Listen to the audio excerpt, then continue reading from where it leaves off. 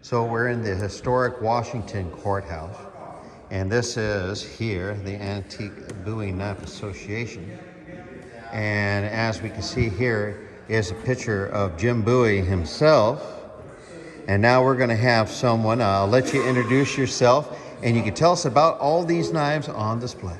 Yeah, hi everybody, I'm Michael Payne. I'm a member of the Antique Bowie Knife Association, a Jim Bowie historian of some credit anyway.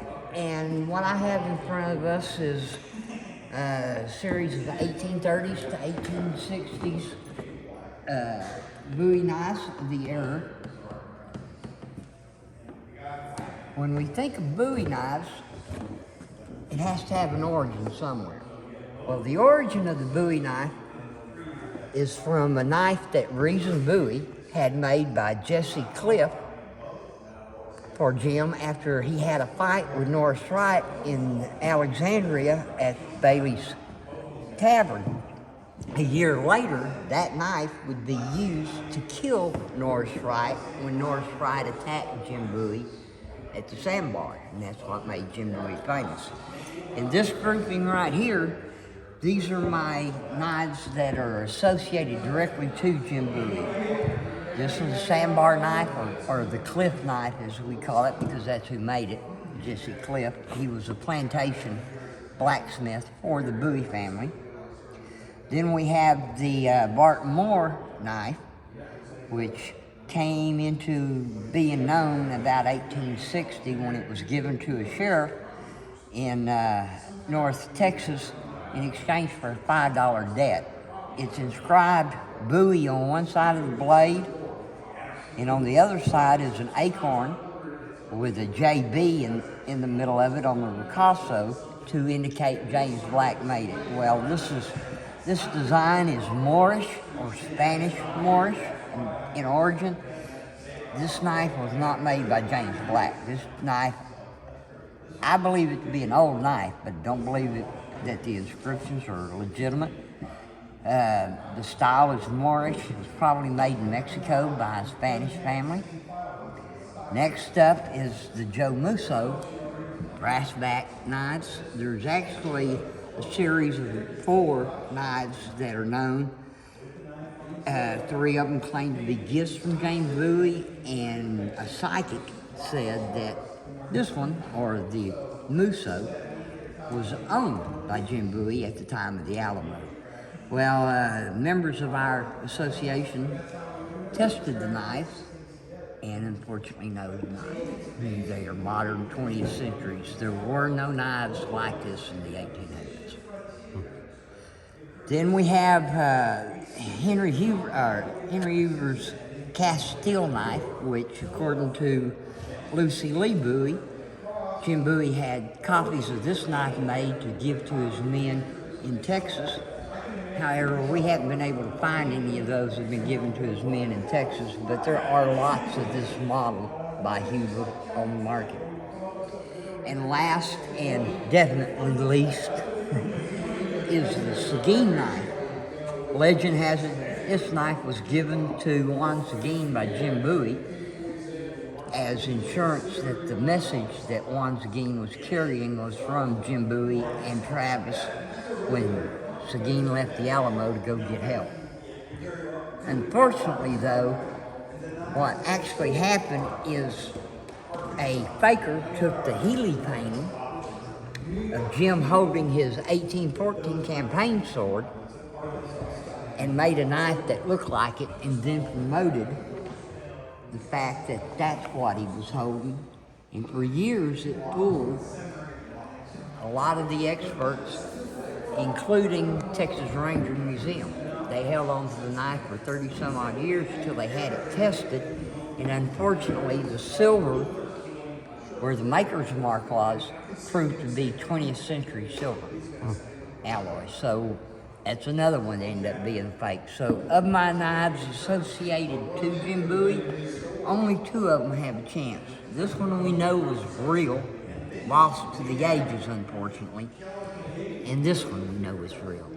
We can't prove that he ever made any for his men in Texas, but we know this model existed because there's lots of copies of it.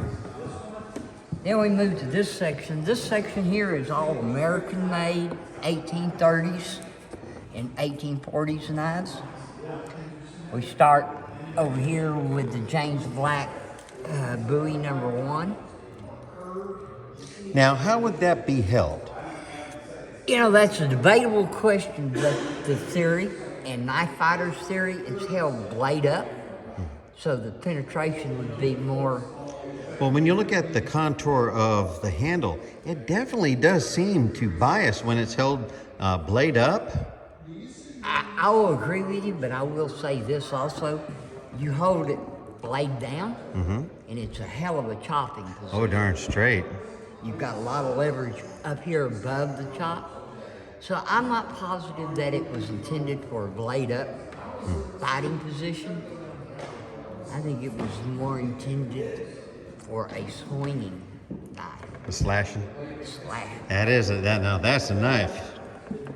That's personal opinion. You know, most everybody in the Bowie community thinks it's a fighting knife turned blade up, and it could be. And we have 4 examples of James Black made knives here, going from Ducros style to Hitachi style. Yeah, that's the reason why we're here is James Black. And these knives, even though they look primitive, these are very delicately made knives. That file work is something else. Yeah, this file work on this one is flat, as where most of his was rope. Yeah, that is something else. But Black was known as a silversmith, so his trademark was appointing everything in silver.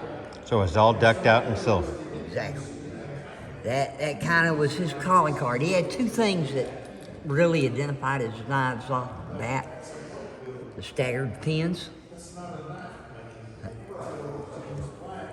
the wrap, and his file work. Next up the line is the Shively improved Bowie. This knife was one of the first to be advertised as a Bowie knife. But the first person we know to buy one of these from Shively, or to have one made from Shively, is Davy Crockett. So it's amazing it's not another called man Crockett. of note. Word. Yeah. Next up the line is the symbol of the Antique Bowie Knife Association, and what we consider the sexiest Bowie knife is the English and Huber Sheffield Works #2.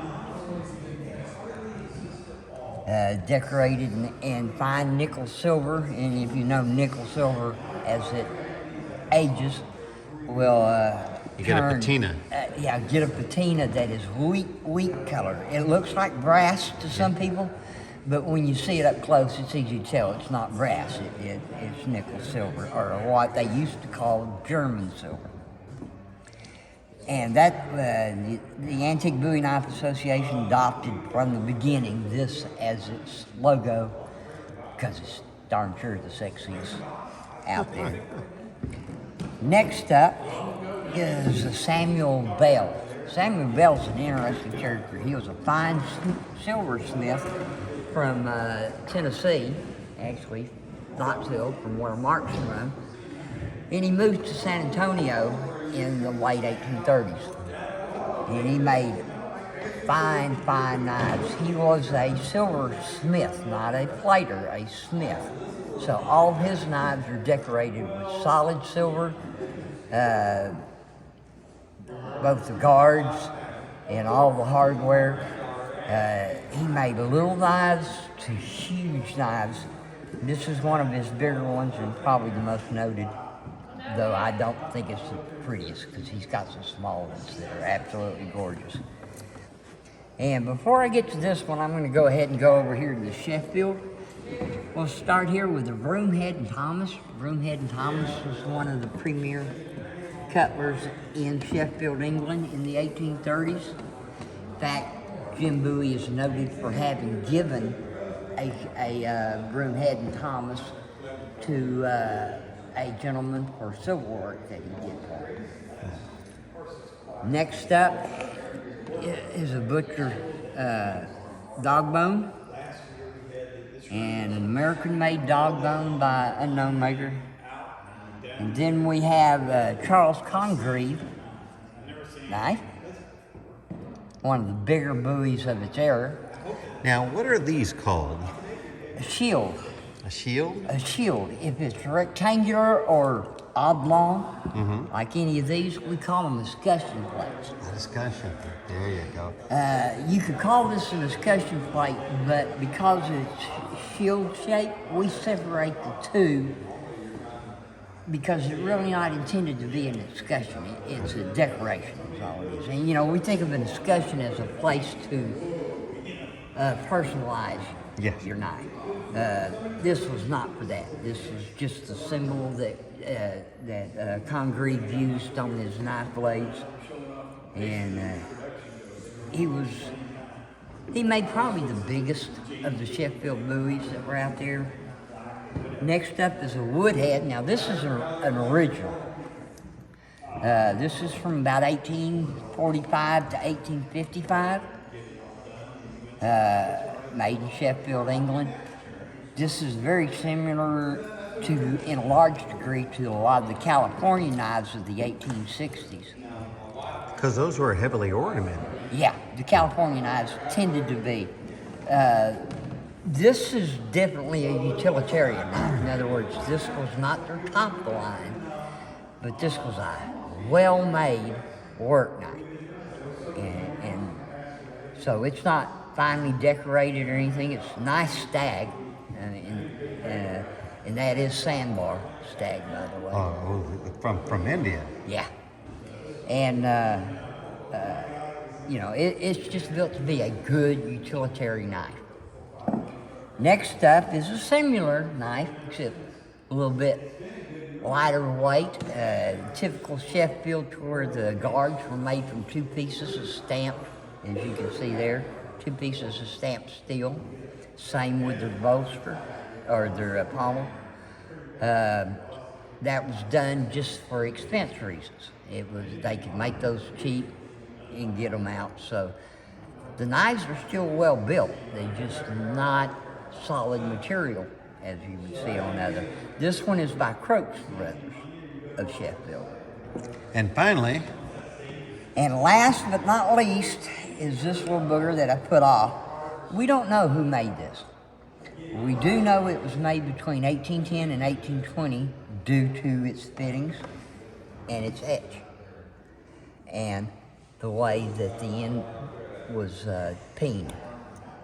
So that's my oldest knife that I got on the table. Most of these, like I said earlier, 1830s, 1840s, 1850s, early 1830s, and late 1820s.